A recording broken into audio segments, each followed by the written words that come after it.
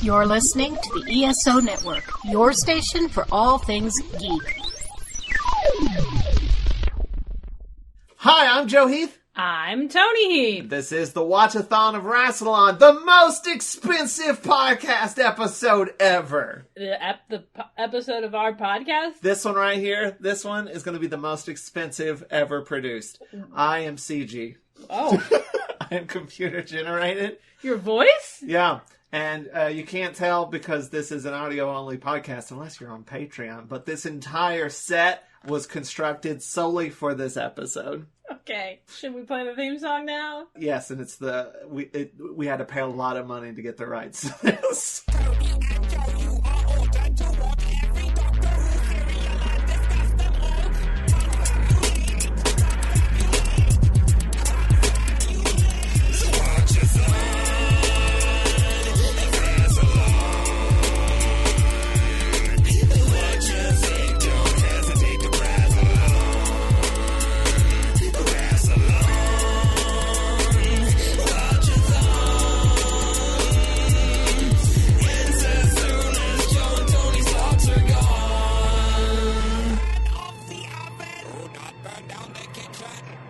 Today we're going to be talking about the second episode of the first series of Doctor Who, The End of the World, which aired April 2nd, 2005. Was going to air right after the last episode, but RTD said it too late, and then they didn't do it.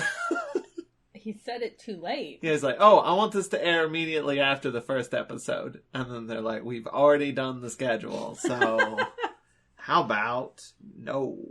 True facts! Because this episode does pick up immediately after the end of the last episode with Rose running into the TARDIS and then the Doctor bragging a bit. And then they proceed to go on the worst first date. Should I read my summary? Yeah. Alright, I'm going to read my summary. The Doctor takes Rose to the future to witness the destruction of Earth from a very fancy space station. They meet a bunch of rich aliens, including a blue dude, another blue dude. I love that that's your immediate introduction to, like, this aliens. Isn't the normal world. This is a crazy space world. That guy's blue. Genuine line of dialogue. Yes. But he's blue. There's actually two blue people, technically. There's, well, three. Actually, all of the people that work there are blue. Mm-hmm. And then there's the little blue guy that sits in a thing.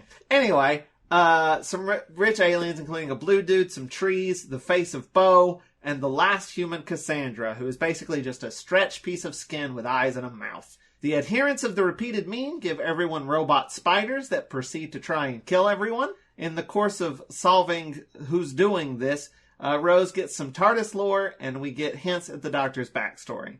Turns out the big bad is Cassandra, who was wanting to get some money out of all of this somehow. I don't fully remember. It's not important. Then she teleports away. The Doctor walks through some incredibly bad CGI fans and saves the day, but the tree dies. Then the Doctor brings Cassandra back using some sci-fi stuff, and she explodes due to not being moisturized.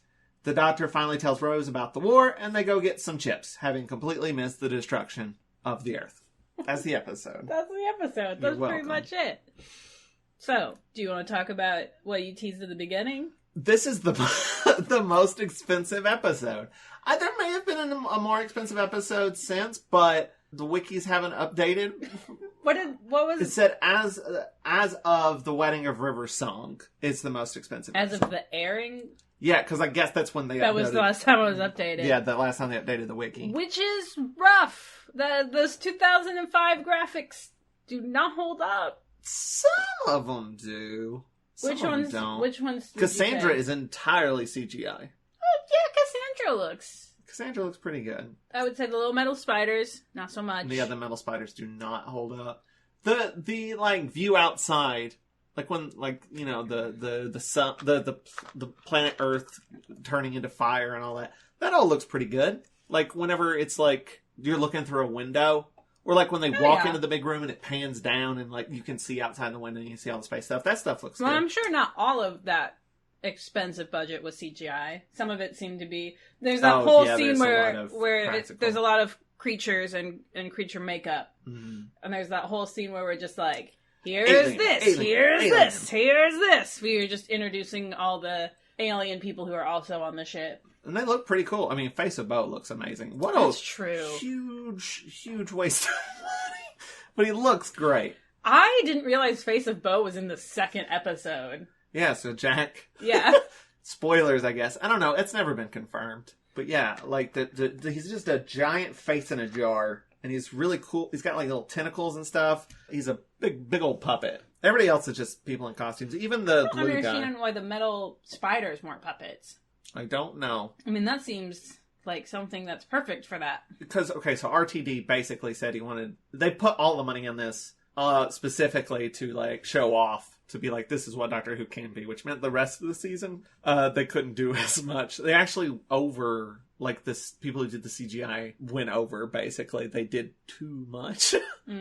But also, it's just, just to be like, look how cool we are. Which reminds me a lot of the beginning of the Trial of a Time Lord, where they have that great, big, expensive model shot of the space station thing. And honestly, I think that still holds up better than this episode.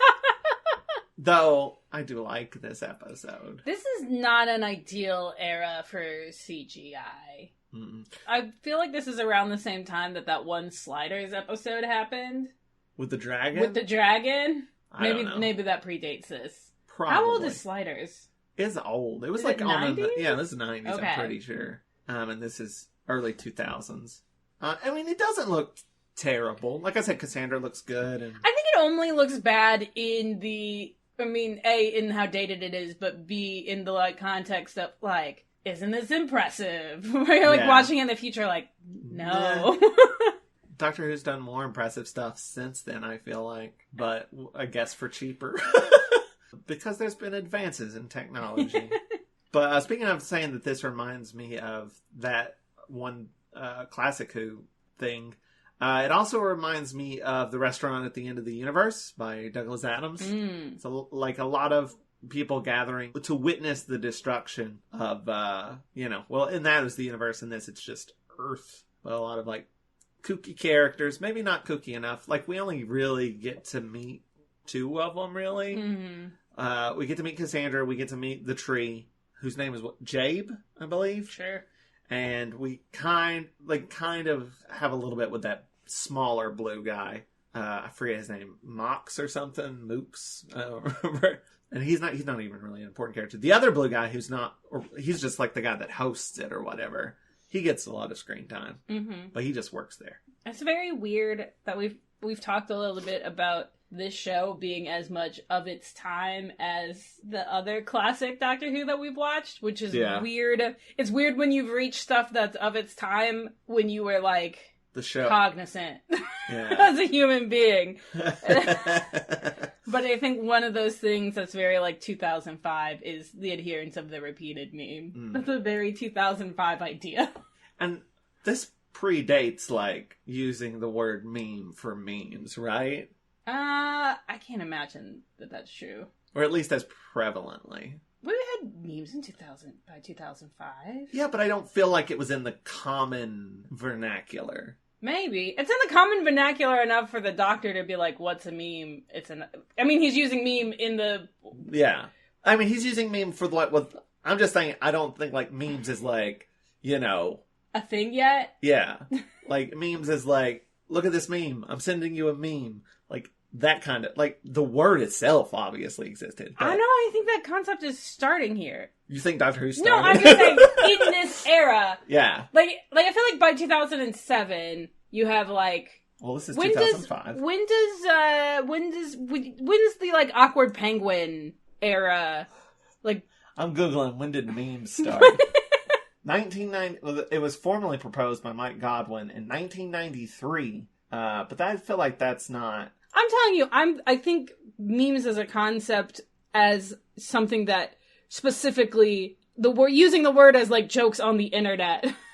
I think it's in use by then. Could be. I don't know. Google when socially awkward penguin or whatever. Macros were a popular meme format in the 2000s. Early 2000s. I mean, I said it was originated in 93, but again, that's just originated. I'm saying, we're talking about, macros are, I think, like, the first time you see memes, you see that word used that way. 2005! There was Rickrolling. This is what I'm saying. Style. This is... Okay.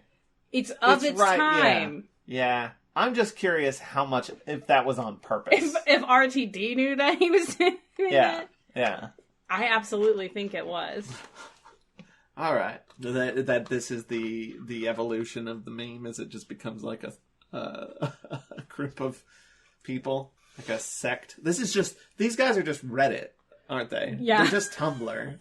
This is where all the Twitter people are going to go. And I do like the idea behind them is they don't actually exist. Yeah, that is what happens later. The doctor rips one of their hands off and then just presses some buttons and they all fall down. Because the actual bad guy is Cassandra. It's Cassandra! When I say they give out little robotic spiders, they give out these little spherical orbs. Balls. And they're like, this is a gift of peace and good faith. I love that joke.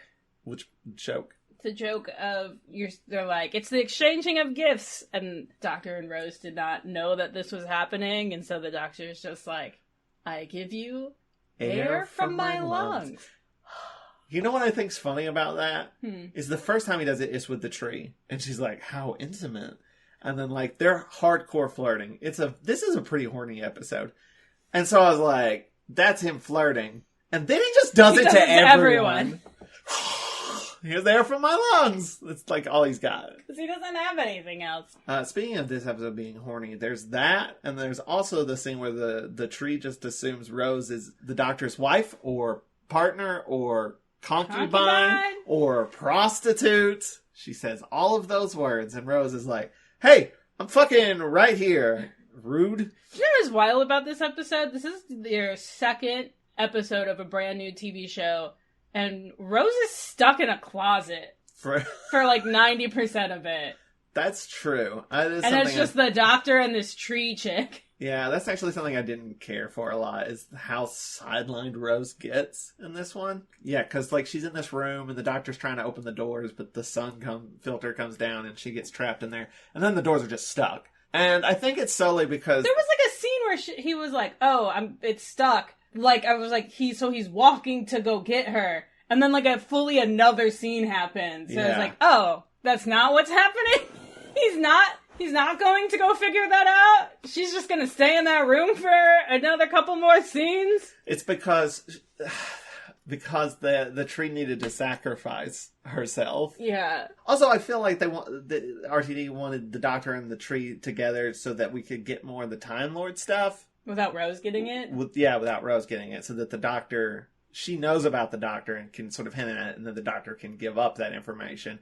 And also so that information doesn't just come out of nowhere, which, if you know Doctor Who, you know it anyway. But as for a new person, so sort of seeding that information instead of just dropping it all at once right at the end. Mm-hmm. So that's my theory. How do you feel about the big fans? The big fans are big dumb. They're stupid. They're bad. I don't even ironically enjoy them.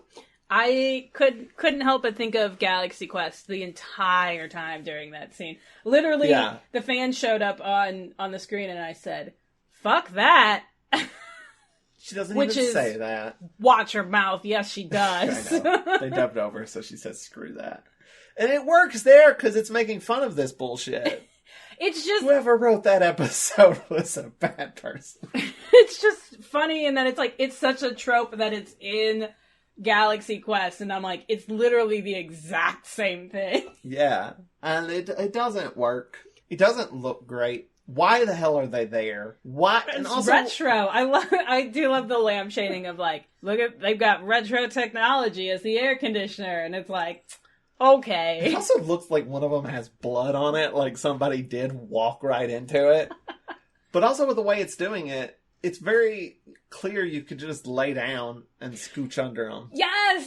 The whole time I'm watching it, I'm like, there is enough clearance that he just needs to lay down and scooch. And they try to do this big dramatic moment where, he's timing it out or Also, whatever. they're so slow that it feels like if they hit you, it'd be fine.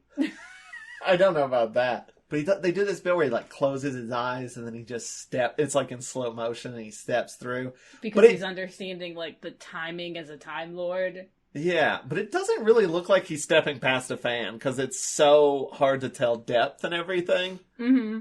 It just looks bad. It doesn't look great. I do like when they're in that room and that they see the spider and the doctor's shooting it with his sonic screwdriver and then the tree just, like, whips out one of her, like, vines and pulls it down. Yeah. That looked pretty cool. Yeah, that's a decent effect. That was good. I remember watching this the first time and being, like, annoyed at Rose. Yeah. Just because she was like, everyone I know is dead. I remember watching it being like, not real, like, yes, but also no. Right. I don't know. I remember being younger and being like, I don't understand why you're having such an emotional reaction to this. This is 5 billion years in the future. What did you expect? Yeah. But also I remember, like, now, watching it now, being a little bit like, I mean, why did you take her to, like, you know, the heat death of her planet? That's an upsetting thing to, like, whoa, we're gonna go on a fun adventure. Want to watch everything you've ever known get destroyed? Like, I think it's the Doctor trying to be like, it's not going to be all fun adventures. I genuinely think it was just him trying to be impressive and not thinking that through. Like, that also makes sense. Also, dude, you lost your planet. Right. Why didn't you think this might be kind of triggering or, you know? I wouldn't have cared if I'd went. I'd been like, oh, that's cool. Literally, there is a part of me while watching this that is like not connecting on an emotional level because I'm like, well, it's time travel. Mm-hmm. She has that speech where she's like, I'm the only one left, and I'm like, but you're not really. Yeah. It's only me. You won't be here in 5 minutes. Like, I believe I said that when she said, it's only me. I was like, that's the most Rose thing to say. Make this all about you. I do like the kind of turn that happens when Rose realizes Cassandra's like, I'm the last human. Like, that what she's saying is that, well, because the other people out, you know, the other human beings out there aren't human because they're not 100% pure. And I just like the immediate reaction of like, oh, mongrels, you fucking suck. Yeah. Got it. Like, I also like the scene because there's a scene where Rose just is like, really just like kind of culture shocked, really, and then just sort of goes off by herself and then talks to that janitor. Mm. That scene did not exist originally. This episode underran. Really? So, yeah. That's funny because I do like that scene a lot. Yeah, I especially like when Rose just realizes, I just ran away with a stranger. I have no idea if this guy is dangerous or not. Like, this might not have been my best idea. It is also wild. I mean, just the scene where the janitor's like, you have to give me permission to speak. Yeah. And Rose being like, okay. Gross. But, I mean, that's one of the things about Rose as a character that's always been, I don't know, one of her good things is that, like, she sees everyone in, like, a time and a place where that's not always happening. We both remembered that Toxic played. Yes, Toxic. And we did not remember that, what was the other song that played? Tainted Love. Tainted Love. Tainted Love came on and we were like, I thought this was Toxic. And then we were like, we were waiting for the Toxic scene. Fun fact about that, because they bring out this giant jukebox that they call an iPod, which both of those are dated now. Deeply funny. You know, it shows the little record come down that says Toxic on it. Mm-hmm. That was not released as a single on that kind of vinyl. So they had, the Tainted Love was, but the Toxic wasn't, so they had to, like, make one. Amazing. But I also forgot that Cassandra talks about being on Earth as a little boy. Yeah. I was like, oh, I did not remember that at all. All right, okay, let's go. First trans character in Doctor Who. It's an evil trampoline. A bitchy trampoline, as Rose calls her at one point. Speaking of other firsts, this is the first use of psychic paper in all of Doctor Who. And I don't know if it's in expanded stuff or not. I don't think so. But wild, because it has always felt like such a staple. Yeah, and it's not in Classic Who at all. The Doctor uses it to get into this whole shindig. He's like, it's my invitation. And also the first mention of Bad Wolf. What's the mention of Bad Wolf? The blue guy on the little chair thing is talking to the face of Bo. Let me look up the exact bit of dialogue. But it's just like in a panning shot where it's just like the party's going on and it sort of passes by him as they're they're having a conversation. He's talking to the face of Bo, and he says, indubitably, his name is Mox. Indubitably, this is the bad wolf scenario. And the face of Bo just nods. I don't know what that means. Okay. But it's the first appearance. Bad wolf. Unless you've read the Rose novelization in which there's a band called Bad Wolf. But this is the first official on-screen mention of Bad Wolf, which is this season's... Every season of RTD has like a phrase, right? Yeah. Or a word or something. Some kind of through line. Yeah. Yeah. Because like this season is Bad Wolf. Next season is Torchwood. So those are a couple of firsts. What do you think of the psychic paper? I love the psychic paper. Yeah. I always have. I particularly like in the specific ways in which the psychic paper breaks. It's very similar to the sonic screwdriver and just plot convenience. Mm-hmm. But... It's not bulletproof. Yeah. The sonic screwdriver not working is not as interesting as when the psychic paper doesn't work. Because it always like... breaks in an interesting way. Yeah. Yeah. Did you like this episode? Did you not like this episode? What did you think? And this is your second, third time watching it, maybe? Yeah, third, because I watched it with you. Yeah, it's okay. I don't have any strong feelings about it one way or the other. It's just an episode of Doctor Who. I will say there are a couple of things that I really liked this episode. The Doctor crying, because the tree finds out that he's a Time Lord and is like, it's surprising you're even here or whatever. And like, he's just trying to like do jiggery-pokery stuff, and he's just like, a single tear goes down his face. And she puts, like, her hand on his arm and stuff. And it's really touching. I feel like the way people perceive of 9 is largely because of this episode. Because there's also the truly great and terrifying scene when he knows that Cassandra did it. And basically brings her back to kill her. And there's that terrifying and that sad moment where Rose just very quietly goes, Help her. And he's like, everything has its time and place. And like, that's brutal. That is maybe the best part of the episode. What's also cool is he says that, then she explodes. Rose is shocked, and the Doctor just walks away. And like, is just storming off to do doctory business. And the shot is like, shot for shot, the exact same scene in the first episode when they have their discussion about the turn of the earth and everything. And he's like, don't follow me or whatever. And he walks away from her. It's the exact same shot. Is it really? I didn't notice that. But, like, I think in the first episode, she's, like, intrigued. And in this episode, she's like, maybe this isn't such a great idea. Man, the stuff that RTD is good at, he's real good at. Yeah. I think he's really good at the emotional stuff. Maybe more so than plot. I don't know. I mean, I don't know if I said he's not good at it, or, again, if he just... Doesn't care. Does not care. Like, that's not what's important here. Mm-hmm. Which is fair. Like, that's a totally fair take. So... Okay, another thing I want to talk about. The cell phone. Oh, the cell phone broke my brain a little bit. Yeah. Not just because it's like, how does that work? Which is whatever. Yeah. But, Timey-wimey. Yes.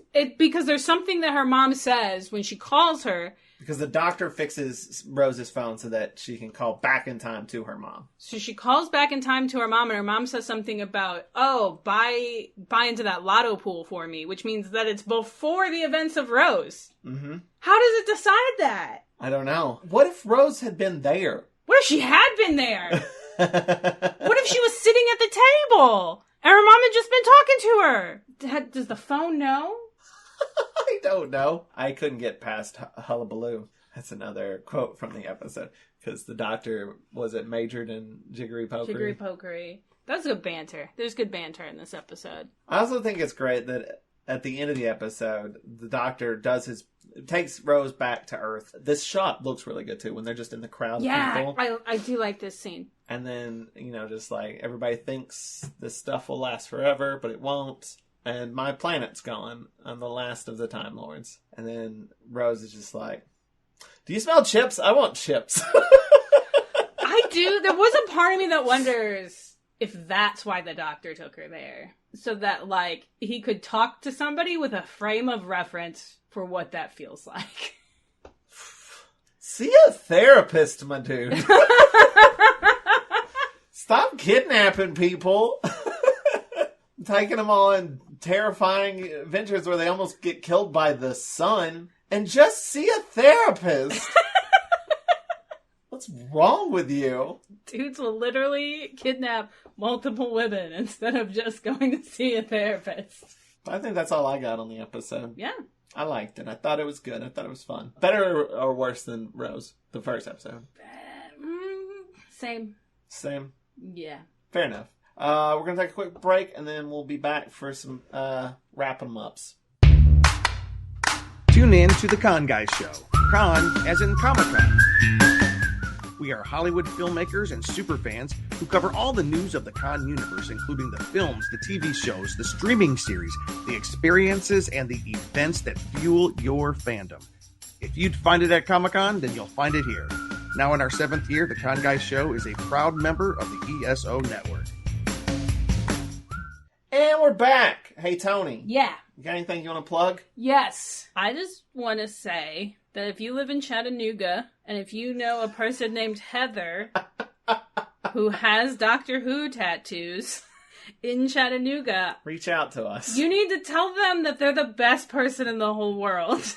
Our car broke down day before yesterday. Day before yesterday in like a terrible place right behind a blind turn coming off of the highway. So people were like going around this blind turn at like 70 miles an hour, and my car was broken down, and this person pulled up and was like, "Are you okay?" And I was just like crying, and I was like, "No, nothing's okay." And she like pulled over, she had oil, she had coolant, she like tried to help me fix the car. She was directing traffic away from the car while we were waiting for the police to get there. Because we needed like a full-on second or third person to move the car. And she was like out there directing traffic and screaming at people. And she was the best. So, yeah. If you know Heather. I'm just trying to put it out into the universe to get someone to thank her for me. I also want to mention something, which is that I entered a thing for the Chattanooga Film Festival. I was part of a pitch competition, and I got to pitch a movie project to some movie producers, and I won! Joe's a winner! My idea, called a Muse, won, and I get to have a meeting with some producers, so wish me luck. It hasn't happened yet, but I just wanted to brag a little, and keep an eye out for all the projects I'm going to be doing. Keep an eye out for Joe to become real famous or something. Yeah.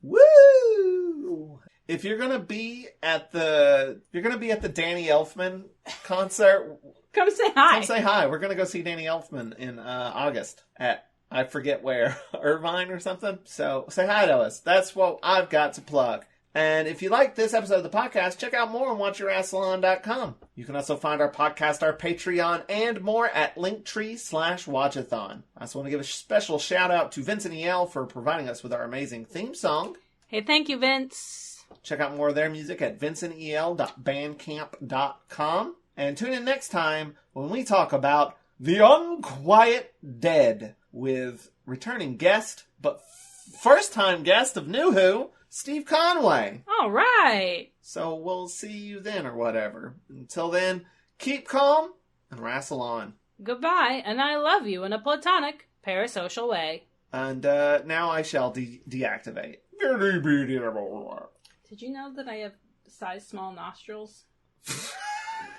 I'm sorry, I just came in. What's going on? I was CG this whole time.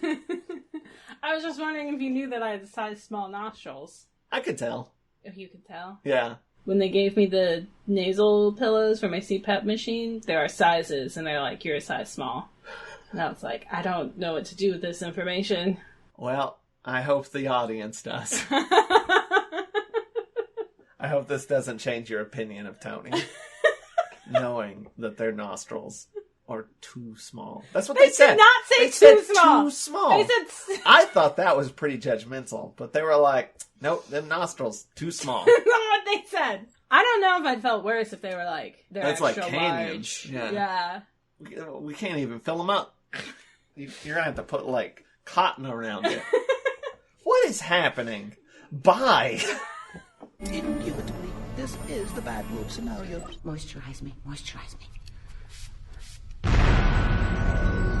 This has been a broadcast of the ESO Network. Be part of the crew and help support our shows by donating to our ESO Patreon or by shopping at the TeePublic store, which can all be found at www.esonetwork.com.